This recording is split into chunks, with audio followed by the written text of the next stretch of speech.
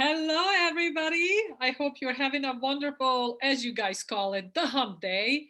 Have a privilege to speak with a colleague of mine, an awesome mentor, and an awesome resource to Ocala, Florida, with Thrive Chiropractic. Correct? Yes, ma'am. Dr. Brooke, and I am not going to pronounce her last name because I'm a Can you say it for me though? Silverhorn. Silverhorn, Dr. Silverhorn. Her and I, we share a passion of pediatric and perinatal care. And so we wanted to talk to you about few things that might be available to you as you are encountering the journey of parenthood. But before we get to that, how do you truly optimize the health for yourself prior to truly engaging in the journey of parenthood? So, Dr. Silverhorn, tell us a little bit about yourself. So, as you said, I practice in Ocala, Florida. I was very blessed to actually have grown up in a family that utilized chiropractic care. I remember my parents going to the chiropractor when I was very young. I did not first start seeing a chiropractor until I was about the age of 6, which for a lot of people that seems early. But of course, knowing what we know, I was a forceps baby and I took a walker down a flight of stairs at the age of 1 and landed on my head. I fell down a flight of stairs on numerous occasions. So for me, it's like, oh man, I wish I had been adjusted sooner. But that is one of the reasons why I am so inspired to work with babies and with moms even before they have their baby. And yeah, so that's kind of how I got started into chiropractic. Awesome. Awesome. I know you have been doing the Schaefer protocol for a little longer than I have. Mhm. And so, what has been your experience with the protocol? And what are some of the awareness pieces that you are seeing your patients kind of recognize, and the light bulb finally is coming on and being like, God, that makes so much sense. Why did I resist this for so long? Like for me personally, I always interpreted rest to be recreation. But we know now that truly, if you're doing something recreationally and you have earphones in your ears, or there's a lot of background noise when you are quote unquote resting, you truly are not doing the rest piece, right? So for me, that was one of the hardest things to kind of implement as a way to slow down and reflect and become aware. So what is that Yes. piece for your patients or even for yourself? Yeah. So I'm gonna share with you a little bit about my own health journey. Sure. Um, and I share so many like crazy similarities with Dr. Marcia Schaefer, who developed the protocol. I was diagnosed with thyroid cancer about 4 years after she was. My youngest daughter was about 18 months old, and prior to that, um, I had an enlarged thyroid, but all of my labs were normal. So it was kind of like, oh, this must just be hormonal with pregnancy. And then, when my daughter was born, she dealt with some eczema issues. And so I was,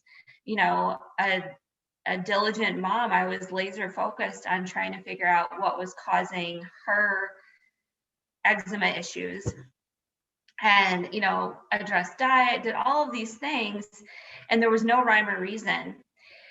And then when I finally looked in the mirror and said, okay, you can't take care of your family and your patients and those you love if you don't first look at yourself. And I realized that the challenges that my daughter was having were actually a reflection of my own health. Absolutely. That I, had inflammation in my body. I had all of these things going on that I didn't know, I didn't realize. And so for me, the message of preconception health is just so powerful. I mean, I just like have a this fire within me is like, I want to help parents to do better than what I did. And Absolutely. even though I thought I was doing all the right things, I was getting adjusted, which most people aren't. But there were still things that were not, were not 100% within myself health wise. And even now in practice, like I have pregnant moms who come in and have challenges, and I'm just like, oh, if I had just gotten to you sooner. And I even have pregnant moms and I talk to them about preconception health. And I had one mom admit to me, because she's had some struggles, she's like, yeah, I really wish that I would have worked on my health prior to getting pregnant with this one. So, in this journey of, healing from the inside out, because again, I strongly adhere to the chiropractic philosophy that our bodies are designed for health, that we are designed to heal from the inside out. And when we support that normal, optimal function of the body, life is good. Absolutely. And so, when I was diagnosed with cancer, it was like, okay, first of all, is this what I truly believe about life and health and function and the body? Do I believe that God designed us for health? And I had to say, yes, I still believe this. And so then I went through a journey that continues today. Actually, I received that diagnosis 7 years ago, right around this time. So it was like the end of April, 7 years ago.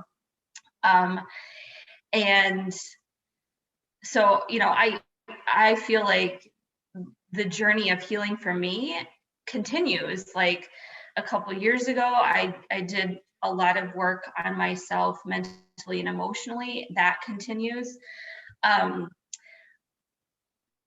So as far as Schaefer protocol is concerned, and what pieces I sometimes find within myself, and maybe you find this, some of your patients, maybe even, it kind of ebbs and flows sometimes. Some pieces are easier, some pieces are harder. I stay fairly consistent with most of them. Probably the one that's the most difficult for me is the journaling and empowerment piece. Like, I do good with mindset, but the journaling part is where I struggle the most. I can relate to that. Absolutely. I can kind of, without writing it down, set the intention for it. And so that's at least partly there, right? Yes. But I am still having an issue with writing that down for me. And even so much more is the evening portion of that exercise, which is actually reflecting on what you are proud for the day that just Yes. is about to close. So Yes. again, I can kind of rewind it in my head, but it would be much more effective if I was to put it down on a piece of paper and collect it over time and reflect on it and so on and so forth. So I completely understand. But what I love about what you just said is that, as Dr. Marsha Schaefer, our mentor, says, health is it's a progress, it's a journey. There's a point to which you come to, and then there's another set of goals and progress points that you want to achieve. So it's never a done, finished kind of thing, right? It's an ongoing thing that you do. And what I love about what she says all the time is, when you know better, you do better, right? So yes, exactly. when I know that the best way to start my digestive system in the morning is to have a glass of water with iodine and selenium in it, right? Then that's what I'm going to do. But for a while, it was a tricky part, right? So, you kind of work on these things. And what's more important is you give yourself grace for not Yes. doing something even though you know it's healthy. I mean, we know so many things that are so healthy for us, right? But I still have a piece of chocolate. I still have Right. my dessert. So Yes. that's not what we're talking about. You have to eliminate everything out of your life that could potentially cause issues. No, we just want you to be aware and appreciate that today I'm going to step out of my healthy bubble and healthy zone, and I'm going to go, and you're going to give yourself grace for it. But Yes. what personally drew me to this protocol is just, again, you are working on yourself. It starts with you. And Yes. you mentioned something about a mirror. Whatever you see in the world is a mirror of you. And so for us, being in the neurology field, and everything I do is about neurology and how the brain processes everything, right? It was actually recent, about a year and a half ago, that I learned that there are these mirror neurons that Yes. truly are responsible for what you see in the world is a reflection of what's going on internally. So if you're struggling with something, it has to come from an internal awareness, allowing yourself to learn to love it, appreciate it. Yes. And then once you kind of neutralize that charge behind an emotion, everything starts propelling in the direction that was a resistance for you for a long period of time. Um, Yes. so we can also call this, in the sense, epigenetics, right? The lifestyle choices truly impact how we turn out in life and what kind of health or lack of health situation you might find yourself in. So for me personally, one of the things that really drew me to this is I used to be on birth control for over 10 years. Oh, wow. Yeah. And so at the time, although my mom was a huge proponent of being not for it, not advocating for me to take this journey of 10 years of birth control, I just dismissed it because, again, my trusted OBGYN said, this is normal. There is no side effects to this, right? You don't need your period and so on and so forth. But when I started learning more about the physiology, I realized that perhaps this is not something that's really, really doing my body anything. If at all, it's doing all the worst things that it could possibly do. So once I released that, I took a deeper look into epigenetics and how could this decision that I made 10 years ago impact my offspring. So when I learned that, for example, conventional medicine, like having a C-section prior to a labor starting, could potentially impact the expression of some 300 immune genes, you kind of start thinking about, is this something that I want to be a part of? And one other research piece that really stuck in my mind, and I like to talk to my patients about, is the fact that we know, although this is something that helps a lot of people, but I wonder if you had known this information prior to starting this process, would this be your only option? Would you have diverted into some other things?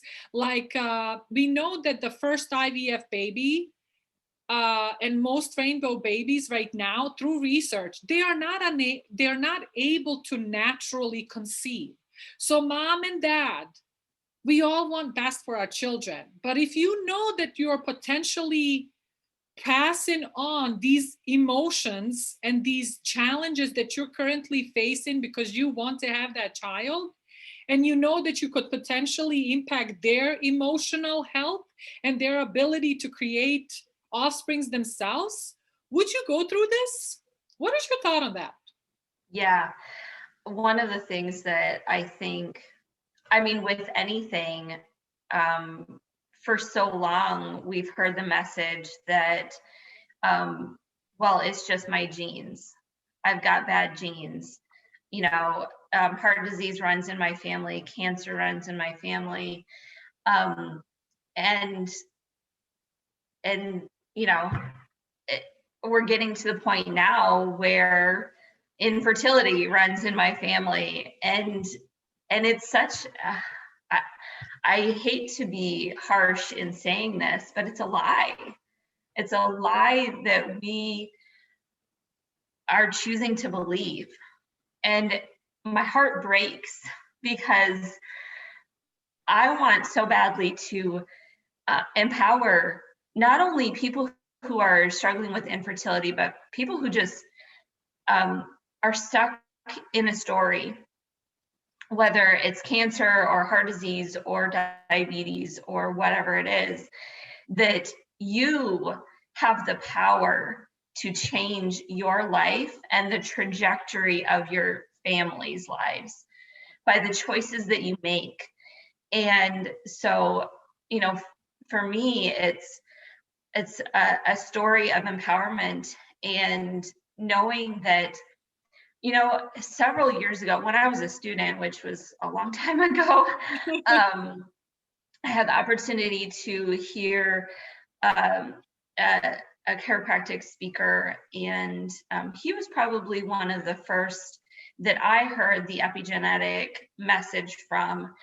And what he said is, you know, when they mapped out the human genome, they initially were expecting millions of different genes because we have such a wide variety of markers within individuals, you know, red hair, brown hair, blue eyes, brown eyes, you know, it goes on from there. And we have all of these different disorders. And then when they mapped the genome, and it was like 10,000 genes approximately, and that there's a certain roundworm that actually has more genes than the human genome has. Or a tomato. And you know, and he said the reality is that it's like we all walk into a library and we have access to the same books, but families tend to read certain books because that's just what we're drawn to. We remember you know, our mom reading us this certain book or cooking us this certain meal. And we pass that on to our kids because that's just what we're used to. But if you decide, okay, well, you know, the story in my family was that every Sunday, you know, we had this extravagant meal with really heavy foods, which again, like I still eat some of those things every now and then, but today I choose to do something different, and you choose to do something different than how you were raised. That's going to change the choices that your children make. Absolutely. I'm not perfect. My kids still, you know, make choices that sometimes I don't agree with. And I'm like, seriously, child, like, this is not how I raised you. But at the same time, you know, empowering them to know that most of the time I make good decisions for my health, they make good decisions for their health. And like you said earlier, giving yourself grace to know that you know, even if it's 20% of the time you're you know, going outside, coloring outside of the line, so to speak, with your health choices, that you're still having an impact on that gene expression, and that your genes are able to turn on and off based on the choices that you make. Wow, how powerful is that? Like you're no longer stuck in that story. You can say, oh yeah, you know, I have that MTHFR gene mutation, but guess what? I'm making these choices and know that I'm not stuck in that story anymore. Absolutely, absolutely. Yeah, I mean, the one of the biggest questions we have to ask ourselves is, what do we believe about health, right? Yes. we often in my practice, I know that I hear, doc, I am feeling sick, I am have a snuffly nose, I have a little bit of a fever, I have a pain ache there, here, you know but truly, if we understood the body, we would know that this is a mechanism the body is fighting something off. I mean, Yeah. let's start off with just the basics of how the brain is properly developed. That first initial fever is crucial for the brain to prune off things that it doesn't need and to catapult that little baby, that infant, into the growth stage. But what do we do as parents? What is the advice that you primary given as a parent? Here's the Tylenol, turn it off, and God forbid you're going to keep your child from ever having a fever. So we have to understand, and I would love to invite you to explore, how do you feel about what true health is? I know oftentimes I will say, I didn't have a cold last year, or I didn't have a cold in 2, 3 years. And I'm like, we have to interrupt something here because, an immune system is supposed to kick in every once in a while, clear out. It's like a vacuum, guys. It's Mhm. going to clean out all this nasty stuff that the body is accumulating because of stress, right? Physical, emotional, and chemical, the toxins that we live in. And it's going to reset your baseline so that you can function the best way possible. And guys, the integral part of all of that is your nervous system. It is the function of how well you can be in autonomic balance. If you are shifted over to sympathetic dominance, we know that these things are not going to be as functioning well as they are designed to. And so slew of things can be happening.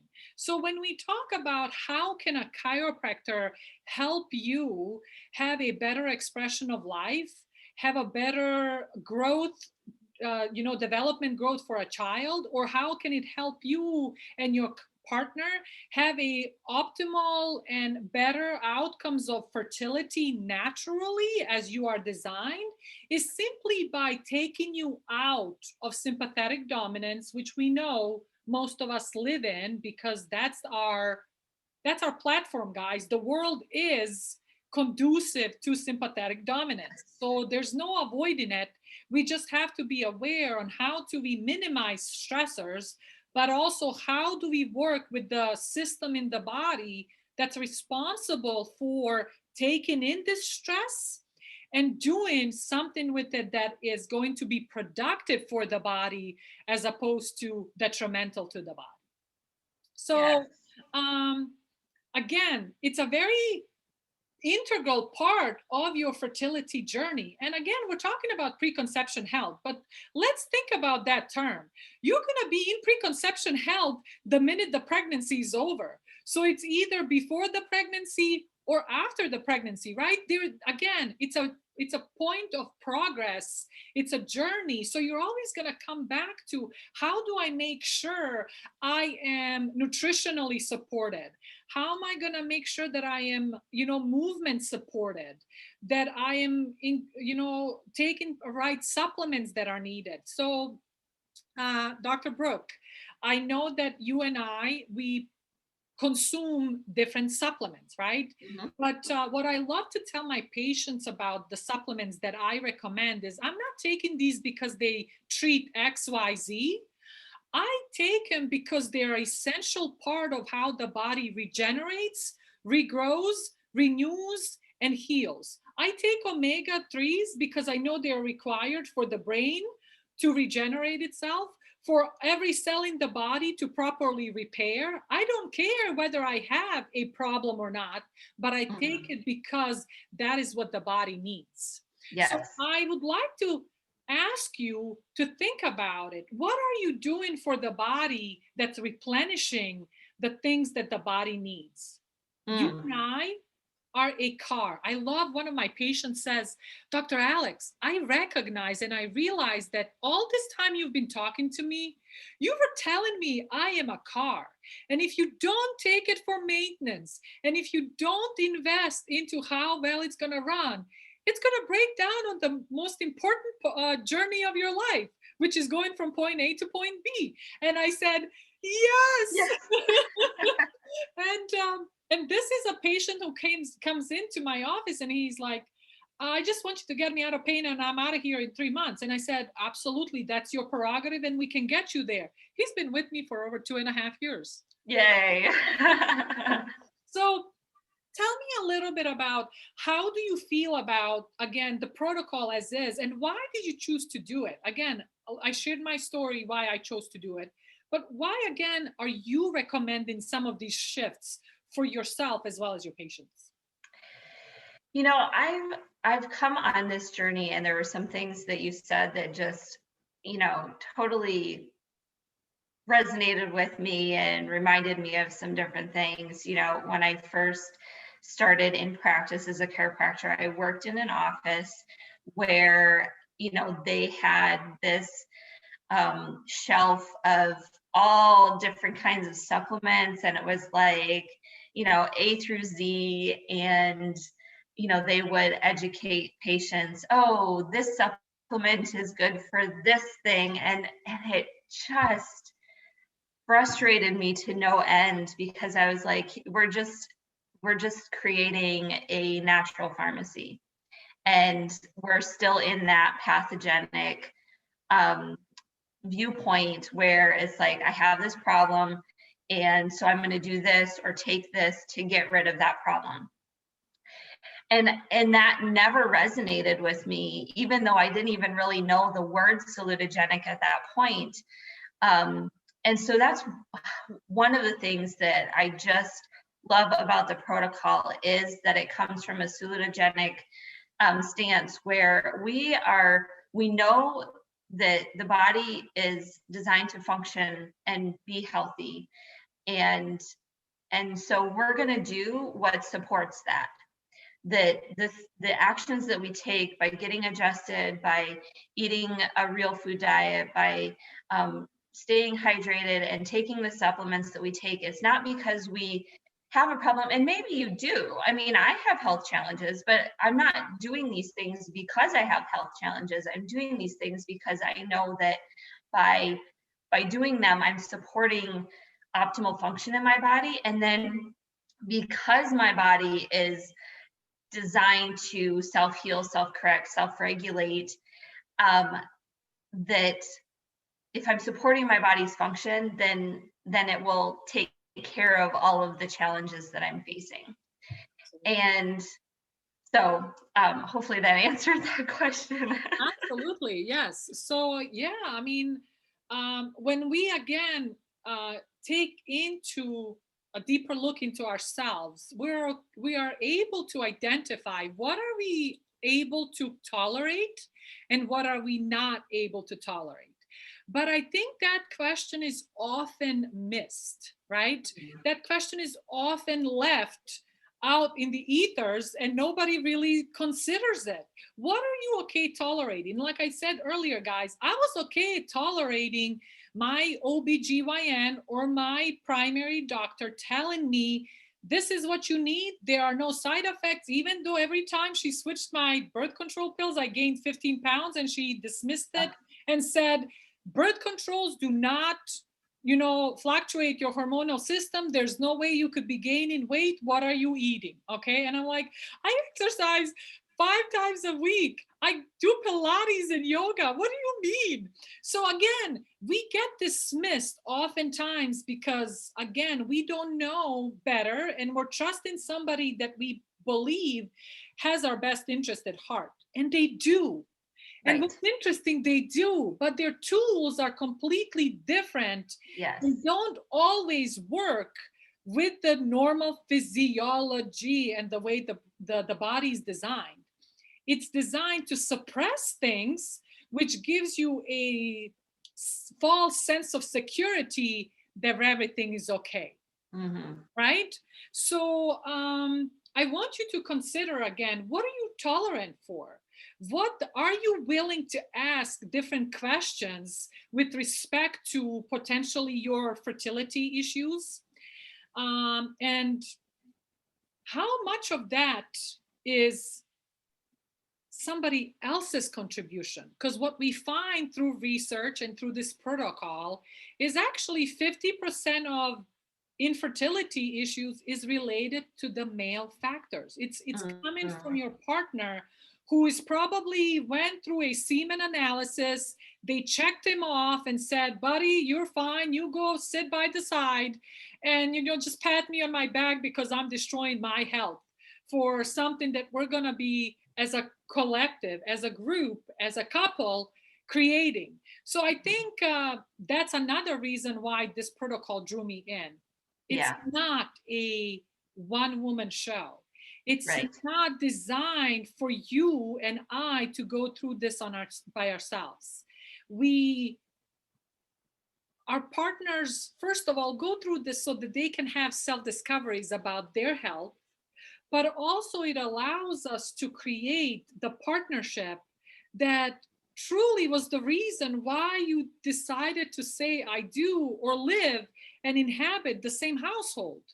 So I think from that perspective, it just allows for a better partnership, for a Yes. better compassion, and for, of course, up leveling each other's health levels, that irrespective of the outcome, whether there is a baby or not, you guys will have a better expression of life. Yes. And Yes. for me, that's what it's all about. Because I know that for me, I know that I want to be my best self at this point, at this time, and hopefully tomorrow, if I am blessed enough to get there, right? Because it is Yes. kind of out of my control. Somebody up here controls that. But that's what this is about. What can you do today? Because we have so much resources available to you that will allow you to make a better informed decision that you will be okay with regardless of what happens, right? You're Yes. not coerced into doing anything that your somebody else says, but it's something that you have decided is something that's driving you from inside out. Yes. Thank you, Dr. Brooke. Any parting last words? Oh, I thank you so much for this awesome conversation and for being such an amazing resource for your community. And know that you are amazing, and that if you are struggling to conceive, or you are struggling with health challenges, that there are docs just like the two of us all across the country that we can connect you with, um, and help you on your journey, whatever that may be. Absolutely. Thrive Chiropractic, Ocala, Florida. Dr. Brooke, you guys heard her here. Hopefully, we'll have more opportunities to chat. If you Yes. happen to have questions, guys, please leave them at the bottom of the video. We'll get back to you. And we'd love to hear back from you. What are your thoughts? Where are you currently with all this information? And where would you like some of this information to lead you? Thank you for watching. It's my mission to make sure that you are aware that there are other things that you can be doing to again help you be your best self, and then